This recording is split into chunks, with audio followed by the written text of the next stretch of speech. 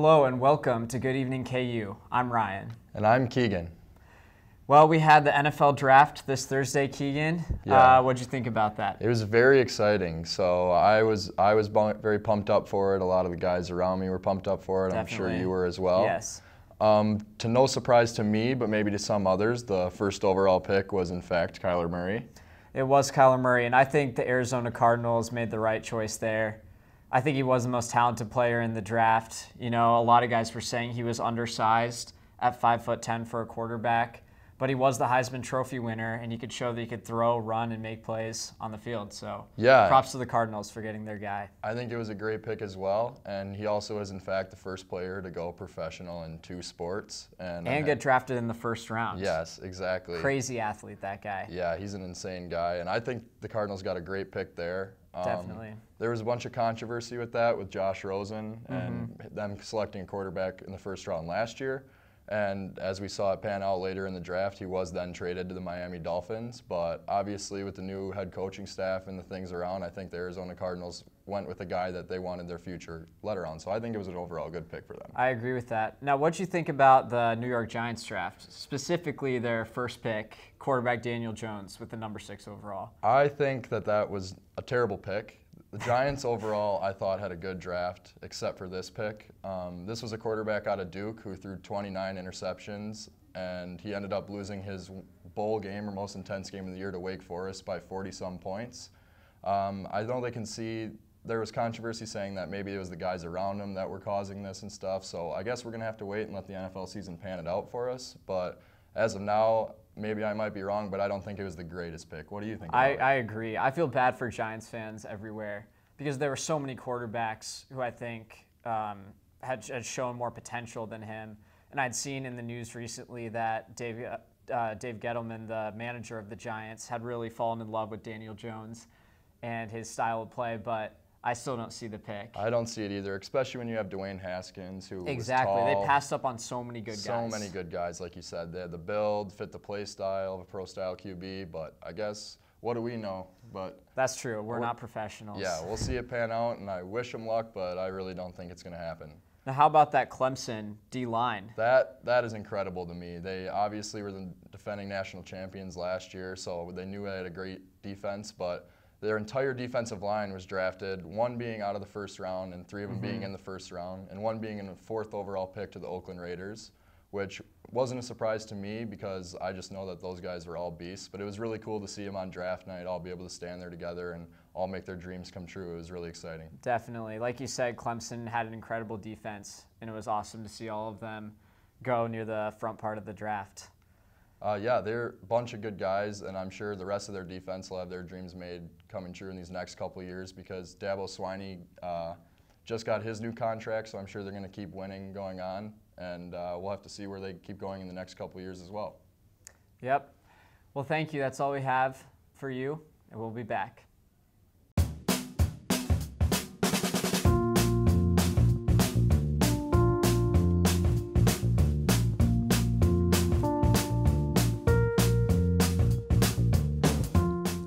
Shop local in the heart of the city, you support the people that make our community thrive. The money you spend here stays here, in this place we call our home. Lawrence, Kansas, where there's good old-fashioned hometown pride. Eat local, drink local, shop local.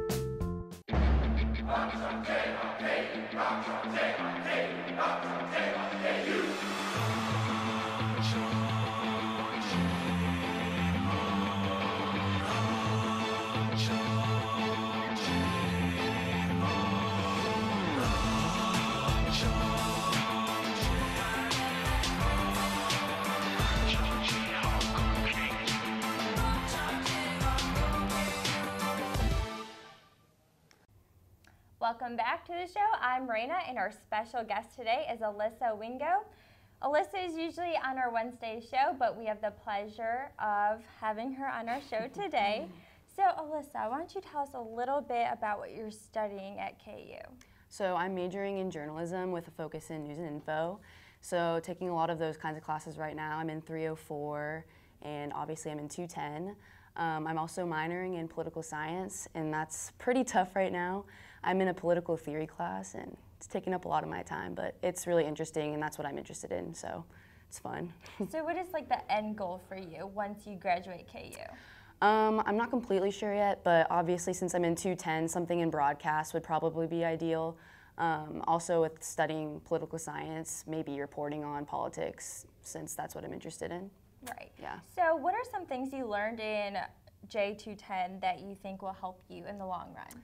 Well, since I'm not really sure like exactly what part of broadcast I'm really interested in, and 210 kind of helps me, like I get to do all the different kinds of positions. I get to do audio, camera, behind the scenes stuff, but I also get to try to be on camera. So it's been helping me kind of figure out what I like and what I don't like, but still not completely sure yet. But I'm also going to take 488 next semester, which is like the next level of this kind of class. So. Right. So until now, do you think you like being on camera or behind the camera more? Initially I thought I'd like being on camera more, and I think I'm still shifting towards that, but I also like the behind the scenes stuff. It's really interesting watching the producer like switch stuff around on the screen and like just make the whole show what it is, so. Right. Yeah. So you're on today's show. So why are you on today's show and not Wednesday? Do you have any special plans on Wednesday? Yeah, so I'm missing my normal show on Wednesday because I'm going to a concert. It's a band called Laney. Probably most of you haven't heard of it, but it's like a smaller indie pop band. I think they're performing at the Arvest Bank Theater in downtown Kansas City, so. Who are you going with? I'm just going with a few friends that also listen to them, so. Yeah.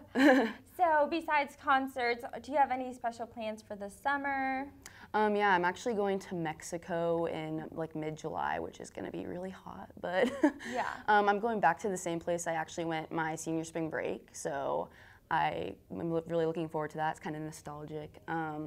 I'm also just going to be working a lot because, you know, got to make money, but yeah. So are you going to Mexico for vacation with your family? Yeah, with my family, yeah. So we're going for like a week, and I'm really excited. We're going to do like a deep sea fishing tour thing, but mostly just relax by the pool because it's going to be super hot, so don't want to be doing too many activities. Right. So is it Cancun or Cabo? Yeah, Cabo. Oh, nice. I've never been there, but the pictures that people post from their vacations are amazing. It's so pretty. I went my senior spring break, and we like did a whole boat tour, and we got to see like the arch. I don't know if you've seen pictures of that, but the water is so like nice, and it's really beautiful there, yeah. Nice. So job-wise, do you already have a job that you know you're going to go back to, or are you still on the job hunt? Yeah, so I actually work at, it's a kind of an interesting concept. It's a nannying agency. So basically I'm an on-call nanny is what they call it. And I just put my availability up on an app, and then like parents can go on the app and just like whoever's available, they can like select that nanny and like have them come over whenever. So that's what I'm doing. I've been doing that for about like a year and a half. Oh, okay. So do you like it? Yeah, I didn't really think I would like working with kids too much, but I wanted to try it because it's such a cool job. Like I get to just pick whenever I want to work, so it seemed like a really cool opportunity. But now that I've been working with kids a lot more, like I really like them, and they're not as bad as I initially thought. But yeah. So finals are coming up. What are you, a procrastinator?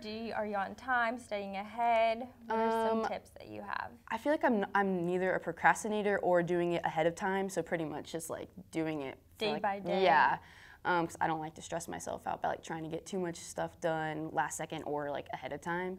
But yeah, the political science class is my main problem right now. Just got done writing a really long essay for that. And then I had a quiz today, and then I have a big final a few weeks from now. So that's like my biggest problem. And then like this class I have a final video in, and my 304 class I have to make like a big package story with like voiceover, write a story, like all the different elements of journalism. So a lot of stuff, but. Yeah. Well, good luck on your finals. Thank you. And thank you for joining us. Now we will go back to the news. In 2018, 22 billion water bottles ended up in a landfill. A smart way to prevent waste is by using a reusable water bottle. A reusable water bottle is an easy way to have water without using plastic. A reusable water bottle is an alternative with many benefits. Some benefits include saving money, durability, and helping the environment. Staying hydrated is important, so you might as well save the environment and your pocket while doing so.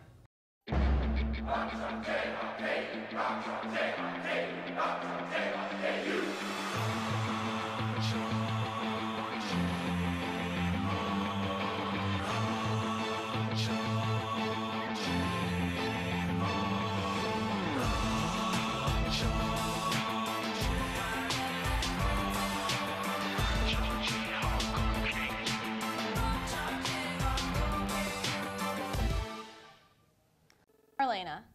And I'm Rachel, and this is your Monday Good Evening KU News Update. Oliver North says he will not serve a second term as president of the National Rifle Association. North has been locked in a bitter feud with the NRA's chief executive, Wayne Lapierre. The most recent round of mass shootings once again has pushed gun control and the Second Amendment to the forefront of public discussion. It was both the best day and the worst day of his life. On Saturday, the New York Giants drafted Washburn's Curry Ballentine for the 6th round of the NFL draft. Later that night, Ballentine and his teammate Dwan Simmons were shot while celebrating in Topeka. Ballentine is expected to make a full recovery, but his best friend was not so lucky. Simmons died on scene and the police have yet to identify a suspect. Kansas senior Joe Deneen went undrafted but quickly signed a free agent contract with the Denver Broncos. Deneen led the NCAA in solo tackles per game for each of the past 2 seasons. He was injured during his workout on Pro Day, which might have lowered his ranking. He'll report to the Broncos minicamp on May 9th. In softball, the Lady Jayhawks closed out the home portion of their season with 3 losses to Texas. After getting shut out 3-0 in Game 1 and falling 10-1 in Game 2, KU showed a little bit more fight on Sunday but fell just too short. Losing 4-2 on Senior Day, the Jayhawks are just 15-32 overall and 3-10 in the Big 12. With at least 1 win at Iowa State next weekend, the team should qualify for the conference tournament. The baseball team took 2 out of 3 at Furman this week, outscoring the Paladins 26-11. The Jayhawks are now 22-20 overall and will play at Air Force Academy on Tuesday and Wednesday this week before a weekend series at home against Texas. Saturday's game on May the 4th will be Star Wars Day, with the first pitch scheduled for 2 p.m. The track and field teams continue to improve at last weekend's National Relay Championship in Fayetteville, Arkansas. The men placed 6th as a women were 7th. KU won both the high jump competitions with freshman Riley Anderson soaring 5 feet and 11.5 inches, while senior Joel Long won with a height of 6 feet 4 3/4 inches. Junior Bryce Hoppel extended his winning streak in the 800 meters to 13 races, running his personal best at 1:45.87. And just a reminder that the NCAA selection show for women's tennis begins at 5:30 p.m. this evening. The Lady Jayhawks will receive an automatic bid to the tournament by virtue of their conference championship, but hope to find out that they will host in the first round. And that'll wrap up our news update for the day. Please keep watching after the break. Kaylin will be back to tell us how much more rain to expect this week. For students searching for a way to stay active in an outdoorsy way, the City of Lawrence has bike trails running in every direction, and with the new bike share program, we can stay in shape as we tour the sights of our beautiful city. Clinton Lake is only a short 30-minute bike ride away from Daisy Hill and has the most incredible sunset location in all of Lawrence. Walking campus may give you the KU calves, but biking can give you the KU thighs. Bike Lawrence today. From adversity, we rose. We made history and became pioneers, voyagers, champions, Jayhawks. And when our chant rises, haunting and hallowed, Jayhawks are telling the world what's near. Victory. Cameron here for your Good Evening KU weather update. Joining me is Chris. He is outside on campus ready to tell us about the weather. So Chris, where are you at and what's the weather like there? Hey Kaylin, I'm right behind Wesco Hall right here and it's very cold. I did not dress accordingly. I've got a short sleeve t-shirt on and shorts and I'm paying the price for it, to say the least. Outside of that, it's kind of sprinkling a little bit. There's an occasional drop of water every now and again, and there's a slight breeze that's blowing across campus. But outside of that, yeah, we've got ourselves a nice 67-degree afternoon. Awesome. So do you see a lot of people kind of outside enjoying the day, or is everyone just kind of staying inside? Actually, no, I don't. Usually when it's nicer out, there's always more people, but today it's kind of dead. It definitely is. Wow. All right, well, I guess go ahead and head on into the station, get warmed up. Sounds good, thanks. All right, yep. All right, so like Chris said, right now it's pretty cloudy outside, and we aren't really seeing a whole lot in the way of like rain or precipitation, anything like that. But as we go into the evening, we're going to see the temperatures really kind of stay steady in the lower 60s. Clouds in the sky for most of the night, but going into tonight, showers and thunderstorms are going to pop up across the region. Low temperatures down around 52 degrees, chance of precipitation actually 90%, and a bit of a breeze out of the north, 10 to 15 miles per hour, so nothing too bad. But going into tomorrow, that's whenever we're really going to see our rain and thunderstorm chances really go up. Thunderstorms are pretty likely tomorrow, especially tomorrow afternoon. Some of the storms could actually be severe. We are going to talk a little bit about that, a little more in detail here in just a couple of minutes. But again, winds out of the east, 10 to 15 miles an hour, actually a 100% chance of precipitation for tomorrow. So going into the rest of the week, once again, we are going to have really a pattern of a lot of rain and thunderstorms and basically just like really kind of crappy conditions for the first half of the week. Temperatures in the mid to upper 60s, rain possible. The Royals are going to be playing in town Tuesday, Wednesday, and Thursday, but if it does rain like they're saying it's going to, then those games might be canceled. But going into the end of the week, more towards Friday and Saturday, Sunday, we are going to see the skies kind of clear up a little bit, temperatures warm up into the lower to mid 70s, and then rain will return again on Monday. So with all of this rain that we're going to be having, we could potentially see some flash flooding in the area. Here in Lawrence, there's potential for up to 3 inches of rain just within here in the next couple of days, going up until Thursday. So with all of this rain that we could potentially be seeing, we will have the potential for flash flooding. And a lot, as you can see, a lot of eastern Kansas is in this kind of dark green colors. That is a flash flood watch, which is in effect, I believe, until Thursday afternoon, Thursday night. So potentially a lot of rain that could be coming down in just a short amount of time. And going into tomorrow, as we said, there is the potential for severe weather. So right now, Lawrence, according to the Storm Prediction Center, Lawrence is under a slight risk of severe weather. There is a moderate or an enhanced risk of severe weather down south of Lawrence, but we probably won't be seeing any of the worst of the storms. But here in Lawrence, we could see some gusty winds, hail potentially up to golf ball size, and definitely some heavy rain. So that is something to definitely be on the lookout for going into tomorrow. So thank you so much for joining us tonight, and we will see you next week.